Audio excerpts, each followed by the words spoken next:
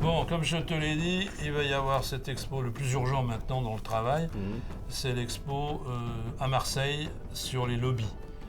Donc il faut qu'on reprenne les boîtes et il faudra arriver à sélectionner. Je te le décrirai au fur et à mesure, on fera ça sur l'écran. Okay. On va prendre l'album de contact aussi. En revenant, on va d'abord aller chercher les boîtes et l'album de contact qui doit contenir donc les photos. Moi, je vois plus très clair. 26 824.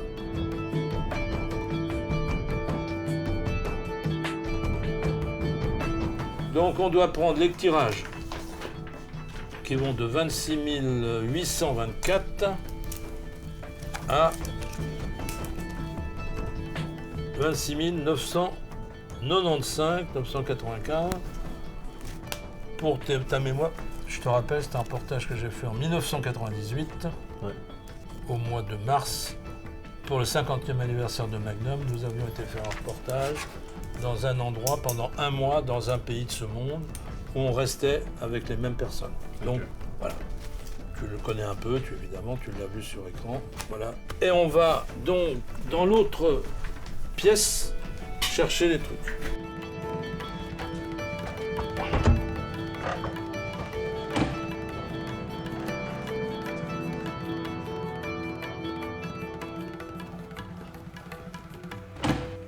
On allait toutes les semaines voir un film. Ils étaient en noir et blanc. Et j'ai constaté une chose curieuse qui s'est révélée plus tard en moi, parce qu'au début on ne se rend pas compte. Quand j'étais assis dans le fauteuil de cinéma, j'avais l'impression, parce que j'étais préoccupé par l'image immobile. Et quand je voyais le film, je me disais, si nous avions un bouton pour arrêter l'image, chaque spectateur l'arrêterait, mais pas au même endroit. Je trouvais précieux de me dire, ah là, c'est extraordinaire.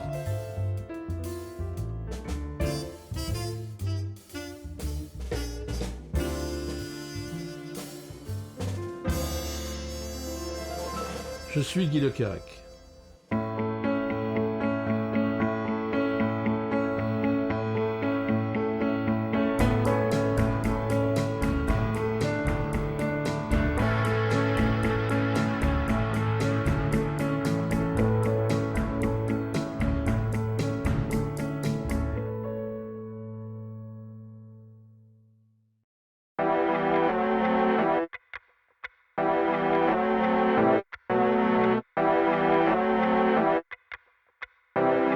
A Leica is his instrument, which is added to the instrument of his musicians. Guy Le Quérec, French photographer, is certainly the person who has best known how to translate jazz into images. His photos follow a syncopated flow like his music, passing from day to night among dressing rooms, box seats, and indecipherable places. Self-taught and a maestro, two strong identities coexisting in his production, all of which is marked by a distinct humanistic vein that has led him out of the jazz environment to explore peoples who, even today, preserve their authenticity. Alors d'abord, j'ai une difficulté très grande. Je photographie beaucoup. C'est-à-dire, je suis un photographe, je prends ça parce qu'il est là. Hein. Juste pour montrer comment. Je photographie comme ça. Moi. Comme ça. C'est pas un moteur. Moi, je suis le moteur. Mais je photographie beaucoup parce que j'ai peur de rater un instant essentiel. Donc je photographie, et la chronique des musiciens, c'est que quand je suis sur un sujet, je ne décolle pas. Je reste collé au sujet. J'ai peur qu'à un moment, à tel point, je vais faire une remarque très particulière. Même le numérique, mais à coup sur l'argentique, là, il y avait 36 vues. 36 fois. À la fin, à un moment, il n'y a plus de film. Quand je changeais de film, ça c'est un truc très curieux. Je ne peux plus continuer à voir la scène que je photographie parce que si je ne peux pas la photographier, ça va être un découragement terrible. Alors, pour changer, je ferme les yeux, je me tourne. Je ne veux pas voir la scène qui continue que je ne peux plus photographier. J'ai peur de perdre la motivation. Donc je veux être dans l'ignorance de ce qui continue, je rembobine, je change de film et je repars.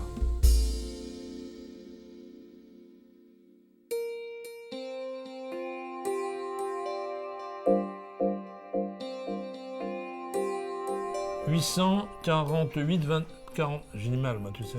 48, 27. Ça va? Non, 48, oui, 27. Attends. Alors, on la trouve, à la fois, elle était dans le spectacle d'Arles et dans le spectacle Route africaine. L'Afrique a toujours été un des continents préférés pour moi. J'y suis souvent allé, beaucoup, avec des musiciens, sans musiciens. J'ai commencé mon métier dans un journal qui s'appelle Jeune Afrique. Et c'est un ami qui m'a dit, tu sais, les lobbies, c'était une ethnie assez retirée, un peu sauvage, mais pas au sens primitif. C'est des gens qui n'étaient pas facilement en rapport avec l'autre, qui sont assez méfiants et qui ont besoin de mieux connaître. Il y a des moments où le photographe, il est comme... on peut dire, si tu as ça dans le métier que tu vas faire, d'un seul coup, c'est comme si... il y a trop de situations. Moi, je suis un photographe qui travaille beaucoup sur le positionnement des corps, enfin, tu le sais, des gestes, des trajectoires, du comportement des gens dans l'espace, en essayant par anticipation de comprendre ce qu'ils vont faire. Et d'un seul coup, tu te retrouves, c'est comme si tu allais à la pêche, tu dis je vais pêcher, puis tu vois qu'il y a tellement de poissons que tu sais plus ce que tu vas faire. Parce que je trouve que photographier, je dirais pas souvent on dit le chasseur d'images, je trouve le pêcheur d'images. Celui qui va dans un endroit et ne sait pas trop ce que cet endroit contient, et je me retrouve avec des gens qui ne font aucune... qui ne me reprochent rien, qui ne changent pas leur comportement, ils continuent à vivre leur vie comme si je n'étais pas là. Et là, c'est comme un homme qui fait des croquis, quoi, très vite. Il regarde les postures.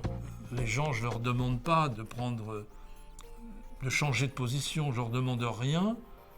Je leur demande, en quelque sorte, d'une manière tacite, la possibilité de les observer le mieux possible. Et c'est comme s'ils m'accordaient un droit de curiosité d'eux, de ce qu'ils sont, de ce qu'ils vivent. Et c'est vrai que c'est surprenant. J'ai eu envie de faire de la photographie parce que, enfant, il y avait des albums de famille et j'ai toujours été, on peut dire, intéressé, presque inquiété par ce temps qui passe.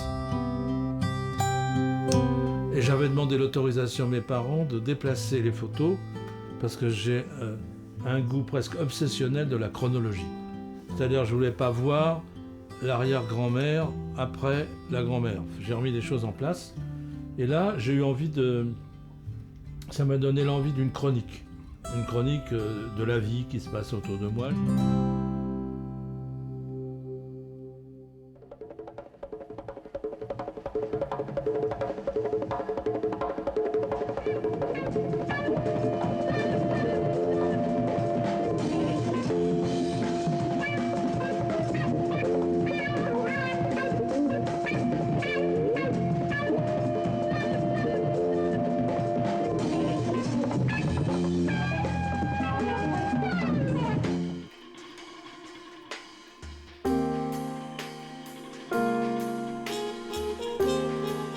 Music and life are matters of style for Miles Davis. It will be this African-American jazz artist who, more than any other, will influence the musical language of the 20th century.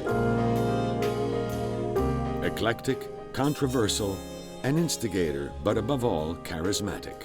In the 1950s, he will conquer the international scene, intensifying arrangements with his cool jazz, to then move on to the experimentation which will lead him to ride the modern jazz of the 1960s. Each of his albums marks a fundamental milestone in his musical genre. His fame will reach levels which had been reserved only for rock stars. Moi, j'ai regardé comme ça, parce que j'ai créé des fiches. En fait, je l'ai photographié 12 fois. Je fais dans différents lieux, différents concerts. Ça, c'était la deuxième pour ce qui est du livre. Et je suis, à ce moment-là, pour cette photo, un petit photographe accroupi devant la scène qui cherche à comprendre comment il va se déplacer. La grande force du photographe, on peut dire, c'est la bonne anticipation.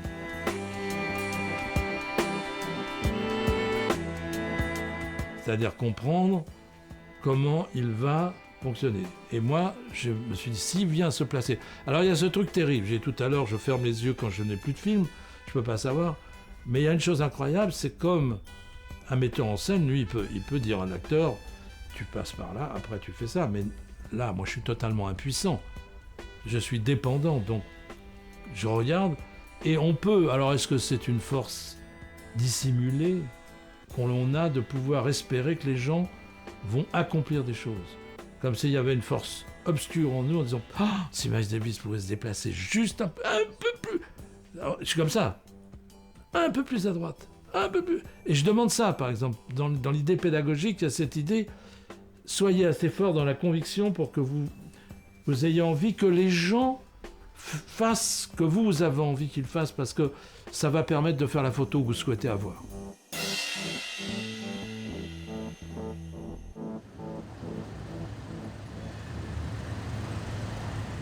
La photographie est une discipline que l'on choisit, un art si on veut, une création. Enfin, disons déjà, c'est quelque chose qui a à voir avec soi-même, comme quelques photos qui sont au mur, là, elles font partie de ça. Et c'est des fois un inconvénient, mais la photographie est quelque chose dont les gens n'ont pas toujours conscience, empêche d'oublier. Vous n'avez pas le droit d'oublier. C'est-à-dire que vous avez inscrit quelque chose en vous qui est gravé, quoi, dans la mémoire. Donc vous êtes avec ça, et j'ai l'obligation de me souvenir de chaque chose, presque des odeurs, presque des musiques, presque du climat, de savoir comment j'étais habillé, de savoir que je me suis déplacé plus tôt, bon, tout ça. Donc quand on fait ça, ça paraît innocent pour choisir une exposition, mais les gens ne comprennent pas toujours. C'est pas uniquement d'aligner des images, de les regarder derrière les unes derrière les autres, de comparer. C'est aussi qu'il faut ajouter une part affective. On va devoir regarder des photos, mais en même temps vivre avec ses souvenirs. Tout ça, c'est en même temps. Donc voilà, je te raconte ça. Allez, ça fait partie de l'histoire.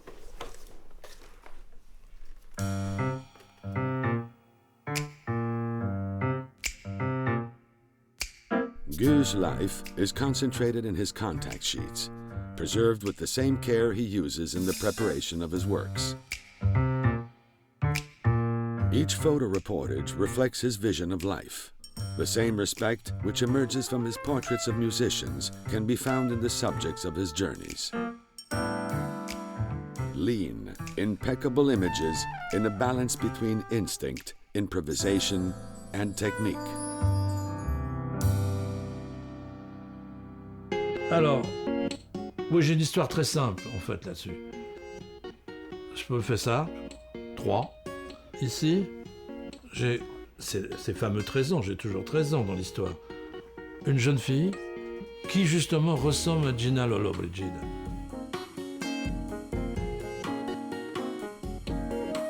Et j'ai mon tout premier appareil photo, tout premier. Je l'ai eu dans un cadeau de Noël du comité d'entreprise où travaillait ma mère. Quand j'ai compris qu'elle résistait pleinement à mes charmes de 13 ans, elle avait 18 ans évidemment, je me suis dit il faut faire des photos de cette fille. Ça, c'est la première. La deuxième, c'est un coureur cycliste. J'aimais beaucoup le Tour de France. Il s'appelait Attilio Rodolfi, c'est un nom italien.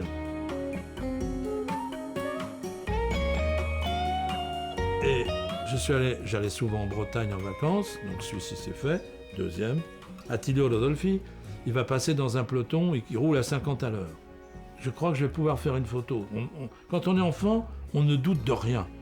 Par la suite, on va douter. Quand je vais devenir homme, ça va être terrible. On va comprendre que les choses ne se passent pas comme on a envie qu'elles se passent. Et là, Attilio Rodolfi, il a une crevaison et il s'arrête devant moi. Je fais la photo.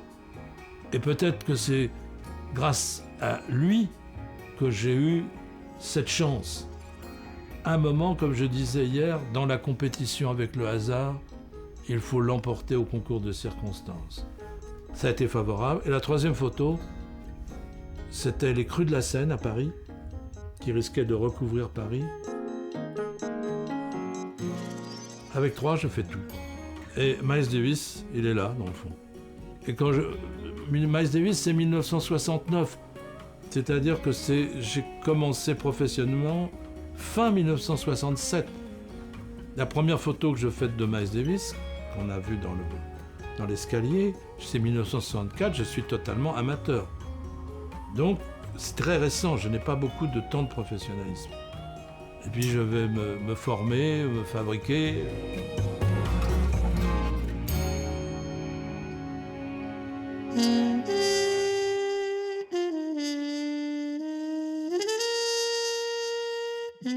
Narrating the life of Miles Davis through images will be a privilege of few. Guy Le Quirec will follow him from his own first photos, when his career as a photographer was still just starting to take shape. He will follow him in performances where Miles couples instruments which had never before appeared on the jazz scene, coming then to electronic modulations. Miles Davis will interpose his career with moments of oblivion, reflection, and drifting, to then astonish at his every return to the stage.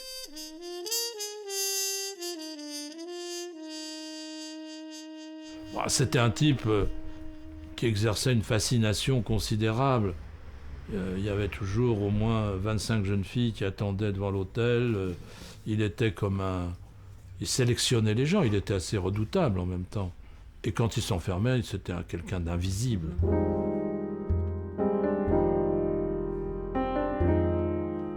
Il est évident que c'est quelqu'un qui a une attitude extrêmement esthétique. C'est quelqu'un qui a une domination par une beauté qu'il transporte, Et les ténèbres, c'est évident que même sur scène, c'est quelqu'un... Bon, et d'abord, dans sa vie, on ne sait jamais, il disparaît, il réapparaît.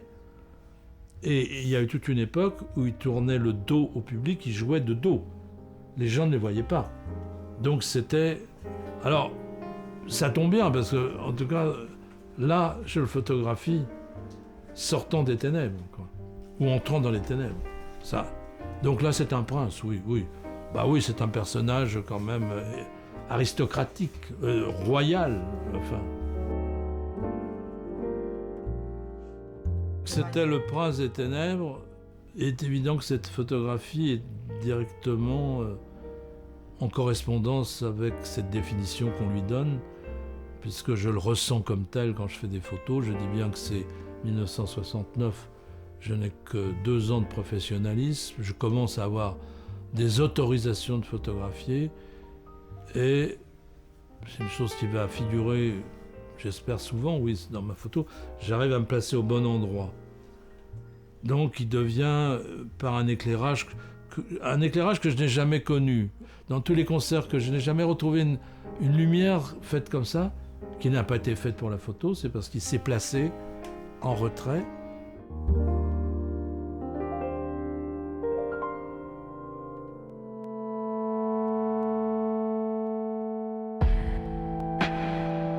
Alors, celle-ci, on va la rajouter. Elle est choisie. Ça s'appelle la transmission. 26 858 30A. Alors, tu vois, cette photo, agrandis là, regarde là. Non, on est sur une autre maintenant. Voilà, c'est ça. Agrandis là. Regarde bien à droite, le personnage, l'enfant de droite. Bon, ça, normalement, toute personne regardant la photo n'a aucune raison de s'arrêter le regard comme ça. Mais je ne l'ai pas retenu. Malgré tout, il y a un regret. C'est que, tu vois, son visage, il ne va pas se découper très bien parce qu'il y a un petit problème derrière son nez. Voilà. Un photographe peut être très embêté par ça, ce qui, pour les gens, n'a aucune importance. Ce double étage d'enfant, là, lui qui vient derrière, bon, tout marche bien dans l'action. C'est très intéressant, oui. Si je sors d'une pièce de théâtre, j'ai un sentiment, dans un film aussi bien sûr, mais théâtre c'est peut-être encore plus vrai parce que là on sort du vivant. Et il faut que les gens jouent juste. C'est-à-dire, c'est comme si je reprochais au metteur en scène que je suis, puisqu'en quelque sorte, je dispose d'acteurs qui sont reliés par des fils invisibles, et je crée une mise en scène virtuelle, de fiction, où je crée des liens entre eux, et il faut que moi j'installe ça dans l'espace pour que ça soit bien. Donc là, il y a ce petit problème. Mais sinon, ils jouent bien, là. Alors, dans tout, quand j'ai fait beaucoup de stages dans ma vie, dans la pédagogie, et quand le groupe est réuni, je dis, mais qui joue bien? Alors, c'est formidable, parce que petit à petit, il y a une dramaturgie. Et les gens disent, ah, petit à petit, on ne sait pas au début. Mais si on est formé progressivement au théâtre, on détecte les gens qui font fléchir l'action, qu'il faut lui faire perdre de la densité, de l'intensité.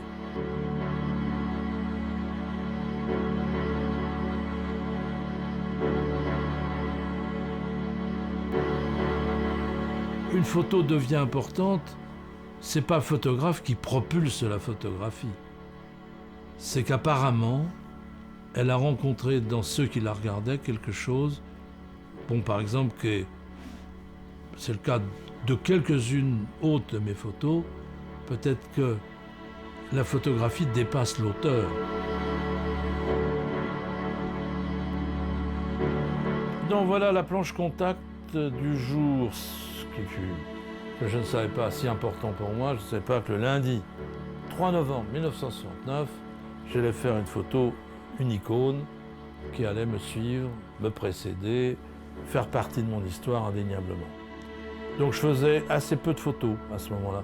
Maintenant, j'ai dit tout à l'heure que je multipliais les déclics. Là, j'en faisais peu. Donc la planche contact, c'est pour moi, c'est une chose très importante, c'est un territoire autonome. Donc, après la regarder plusieurs fois, parce qu'en ce moment, je recommence avec 40 000 planches de contact, je recommence à les regarder, et finalement, c'est celle-ci qui l'emporte. Voilà.